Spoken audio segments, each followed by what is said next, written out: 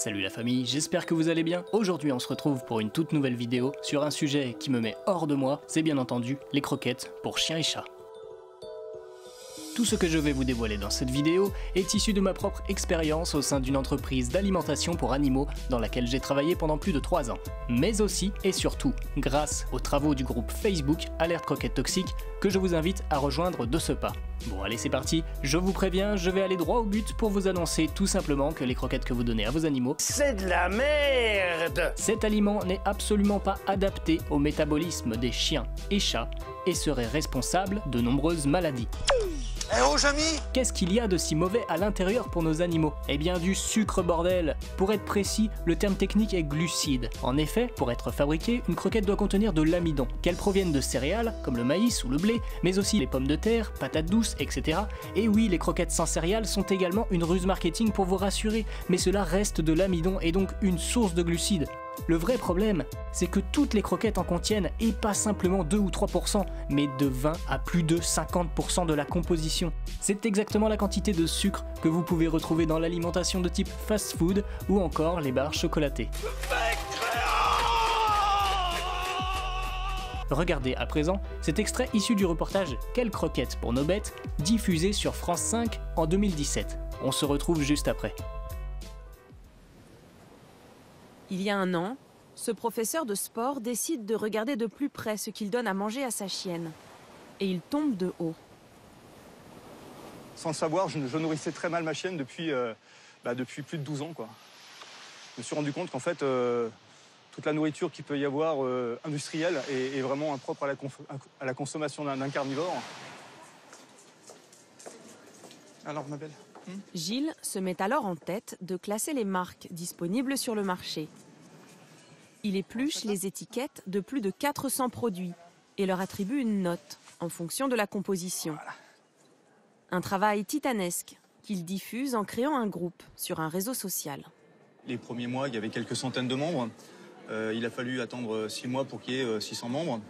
Et puis ensuite après, en l'espace de 3 mois, là c'est parti en flèche et on est passé de 600 à 10 000. Et là, en l'espace de 3 mois encore, on est passé de 10 000 à plus de 20 000. C'est surprenant, quoi. Hein, je m'y attendais pas, quoi. Là, par exemple, on a Cyril qui nous demande des conseils sur la qualité de ses croquettes. Et là, nous avons Rosalia, voilà, qui souhaiterait savoir ce que valent les croquettes qu'elle donne à son chat. Souvent, les questions sont associées avec la photographie de l'animal, ce qui est très sympa parce que ça permet de savoir pour qui on travaille, finalement, hein. 90% des gens se rendent compte que leurs croquettes sont dans la colonne des croquettes déconseillées, ça leur parle. Mais dès qu'il le peut, Gilles sort de derrière son écran. Il a donné rendez-vous à 3 nouvelles membres du groupe et leurs chiens pour passer leurs croquettes au crible. Alors Balou, tu viens voir si tu manges des bonnes croquettes? Ça va? Bien, et vous-même? Bien. Alors? Voici Eden. Salut Eden. Salut mon ami. Alors, t'es le plus petit de la bande, hein? Mais oui, hein? En bon professeur, Gilles va leur donner un cours de lecture, car il faut parfois savoir décrypter entre les lignes. Alors Laurence, c'est les croquettes que vous donnez à votre chien? Oui, entre autres, mais oui. D'accord, donc on voit qu'il y a poulet en premier ingrédient 17%, mais ensuite après, on s'aperçoit qu'il y a de la farine de maïs, de la protéine de maïs, également du maïs. Et il y a de fortes chances que le premier ingrédient de cette croquette, présenté comme au poulet, ce soit en fait le maïs qui soit l'ingrédient principal de ces croquettes. Oui, mais la viande, c'est pourtant le premier ingrédient, voilà. là. Oui, mais c'est une façon, c'est ce qu'on appelle le splitting. C'est une façon utilisée par les fabricants pour essayer de masquer le fait qu'une céréale, en l'occurrence le maïs, soit l'ingrédient principal de la croquette.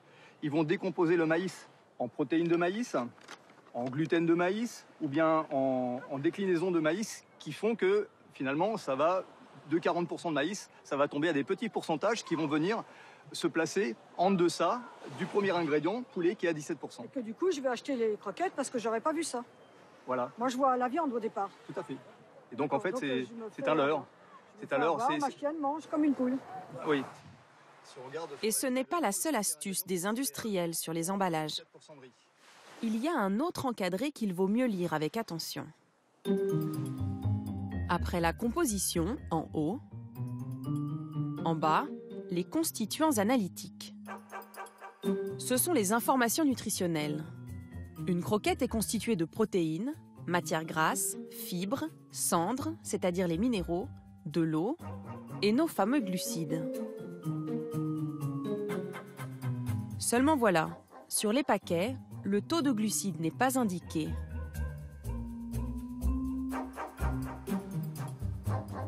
Pour le trouver, Gilles dégaine son ardoise magique et une soustraction. Alors, on va peut-être calculer le pourcentage des glucides des croquettes. Allez. Mange Balou. Alors, les protéines, 26%. D'accord. Les matières grasses, elles sont à 14%. Cellulose brute, 2,5%. Alors, la cellulose brute, ce sont des fibres, D'accord. 2,5%. Les cendres. Les cendres brutes, 5,5%. Et l'humidité, je trouve pas le... Alors, quand il n'y a pas l'humidité d'indiquer, on va mettre 10% par défaut, puisque c'est l'humidité moyenne contenue dans une croquette. D'accord. Voilà, maintenant qu'on a les 5 premiers composants, on va faire la somme de tout ça moins 100, et on arrive à 42% de glucides dans ces croquettes. Donc, en fait, dans mes croquettes, il y a 42% de glucides, donc de 42% sucre. de glucides. Oui, c'est comme si finalement vous donniez à votre chien un hamburger 7 jours sur 7, 365 jours par an. Nous qui avons des besoins de glucides, déjà, ça serait pas bon pour notre santé, mais pour lui qui a besoin de moins glucides qu'un humain, c'est une catastrophe. En fait, je suis surprise, je suis déçue et je suis en colère parce qu'effectivement, on nous vend un beau packaging en disant que notre chien va aller bien, que c'est de la bonne qualité et au final, on se rend compte que c'est une qualité qui est plus que médiocre. 42% de glucides pour des carnivores qui n'en ont pas besoin physiologiquement. Et oui, quand on se rend compte de tout ça, on comprend mieux pourquoi les fabricants de croquettes n'affichent pas le taux de glucides dans la composition de leurs produits. Et ils en ont totalement le droit. Toutes les réglementations sont écrites et déposées par les industriels eux-mêmes auprès de l'Union européenne. C'est le code de bonne pratique de la FEDIAF, Fédération européenne des fabricants d'aliments pour animaux familiers. Alors pourquoi les vétérinaires continuent-ils de nous vendre des croquettes bourrées de sucre? Je suis navré de vous l'apprendre, mais le business fait vivre. Les commissions que touchent les vétérinaires sur chaque vente de croquettes leur assurent un chiffre d'affaires supplémentaire très alléchant. Je ne peux pas tous les mettre dans le même panier, car il existe des vétos contre les croquettes, mais ils sont rares. Bref, nous vivons dans un monde malsain où l'argent a pris le dessus sur la santé des êtres vivants. Vous vous sentez démuni face à ces révélations? Je vous comprends. Vous vous demandez si vous devriez arrêter de donner des croquettes à vos animaux? En tout cas, sachez que c'est un risque pour leur santé. En effet, les ravages du sucre sont prouvés et c'est aujourd'hui une des principales causes des maladies cardiovasculaires, diabète et cancer chez l'homme. Même si mon discours est alarmant, ne vous inquiétez pas, il existe des alternatives. Il est donc préférable aujourd'hui de se tourner vers une alimentation maison pour ces animaux de compagnie. Le barf ou la ration ménagère sont des alternatives adaptées au métabolisme de votre animal de compagnie. Il ne vous reste plus qu'à faire le bon choix. Voilà, j'espère que cette vidéo vous a plu. Comme vous le savez, vous pouvez liker et commenter cette vidéo, mais aussi vous abonner à ma chaîne, ça fait toujours plaisir. On se dit à très vite pour une nouvelle vidéo. Ciao la famille, portez-vous bien, c'était Chien Trépide.